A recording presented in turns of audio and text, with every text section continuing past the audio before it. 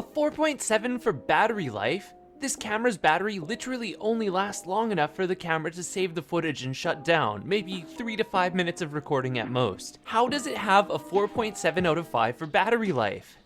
This is the Chortau Dashcam, no model number, just one of the random cameras that they sell. And it's also an excellent example of why it's a good idea to be skeptical about Amazon bestsellers. Let's watch quickly two video clips, one from the Chortau and one from a dashcam I've had installed in my car for over 3 years. Ready? This is an audio sample from the dashcam. It is a gorgeous bluebird type day. Beautiful blue skies, stunning snowy mountains, stuff in the snow all around us on the cars that were not properly cleaned off. I did clean off my car though, I think. Anyways, this is what it sounds like when we're going about 75 to 80 kilometers per hour, talking at a normal volume. Yeah,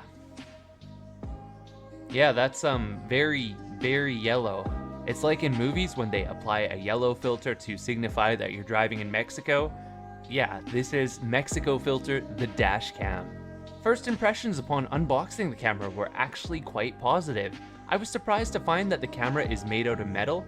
The sides of the camera have a splattering of buttons that have just been placed haphazardly, and the rear of the camera has a large screen that's very difficult to see from any angle other than straight on. Getting into the user interface, that large screen doesn't really help because if you're sitting in the driver's seat, it is very difficult to change the settings. You actually have to lean your head over. And the buttons, they just don't make sense. And every time you press a button, it makes a lovely phone tone, like reminiscent of just mashing buttons and the anxiety of phone trees and just trying to get through to a dang human for customer support. But you know what, okay, to be fair, I am being quite hard on this camera, and it is a really inexpensive camera. Once you get it set up, it does fulfill the basic necessities of a dashcam, such as turning on and recording video to the memory card. So let's see that video now. This camera records at 1080p 30 frames per second, which is totally fine. I've got nothing against 1080p cameras, and in fact, the main camera that I use in my car is 1080p 30, and about 3 years old.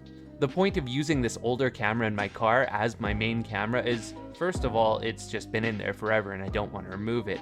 But more importantly, any camera that I test should either match or exceed this old camera in terms of its video quality.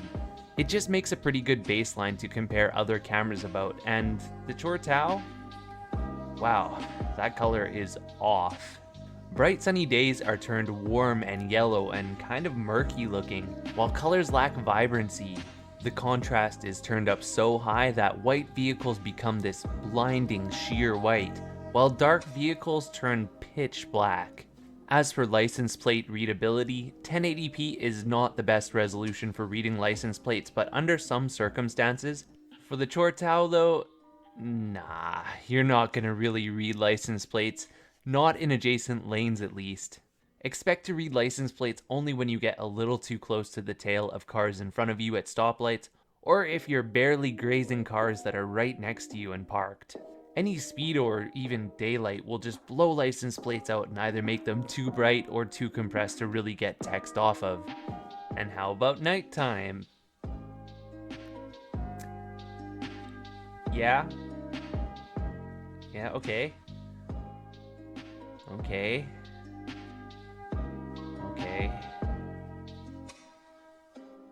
Yeah, it's not very good.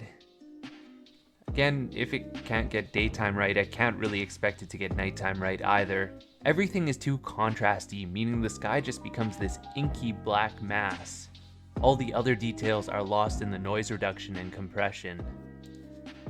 So yeah, again, this is a very inexpensive camera, and it does fulfill the basics of turning on, recording video, and turning off.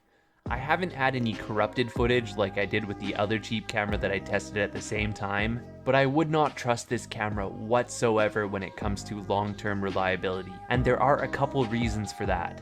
First of all is the hardware itself, and at such a low price point, it is kind of limited by the manufacturing capabilities and just trying to hit that price, but this low-end chipset, low-end processor, low-end sensor, and low-end battery, all of these add up to a product that will lack reliability long term. Thing with the Dashcam is, personally, I want to set up my camera and forget about it. But with a camera like this, if I forget about it for 3 months, 6 months, 9 months, there's actually a chance by that point it will have corrupted the memory card or failed in some other way without notifying me, the user, that it has failed. This is, mind you, the case with any Dashcam. Any Dashcam can fail in such a way that the user will not notice. And it is a good habit to check every couple months just to assure that the camera is still working. But with low-end, super cheap hardware like this, in conditions that a Dashcam operate in hot temperatures, in cold temperatures, constantly writing video to the memory card, there is a much higher chance that cheap hardware will fail.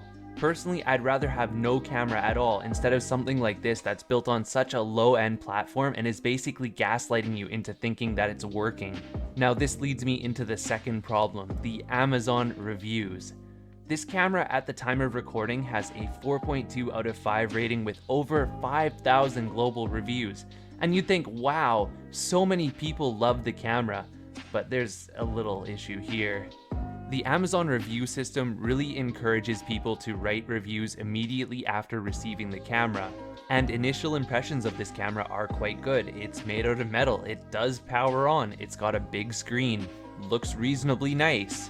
So a lot of people write a review after turning it on and using it for a couple days and then don't really come back if the camera fails them. Or maybe they don't even notice that the camera's failed them. Like, I've honestly only seen 2 accidents in my 12 years of driving, so if I weren't a Dashcam enthusiast, I would not be checking my camera all that often. More importantly though, and shout out to the couple reviewers who have mentioned this, Chortau has in the past offered incentivized reviews, meaning that buyers who go on and write a 5-star review praising this product have received free things in exchange for that review, whether that's a PayPal refund or a free memory card. Amazon has booted a ton of brands recently who engaged in these shady review tactics, and I'm honestly surprised to see Chortau is still around. Their dashcams are among some of the worst on the market, and there are hardly any enthusiast reviews out there. These are the kind of cameras that anybody can go onto Alibaba, slap their own brand name onto, and start selling on Amazon within a week or 2. There's no customization and no care put into a product like this. And either one of 2 things will happen. They'll be like a Casso, where they used to engage in shady review techniques but then actually started producing their own products, eventually becoming a fairly well-respected brand, although they may still engage in shady review techniques. Or honestly, more likely these days, since Amazon has been cracking down on this, one day the gig will be up, the rug will be pulled out from under Chortau, and they'll lose all of their Amazon placement. At that point, the company will close up, any warranty service will end, any customer service will end, and then they'll go start another brand and start selling their garbage cameras all over again. I'm also always a little bit skeptical when cameras like this have such a high number of sales but haven't gotten into the hands of enthusiasts.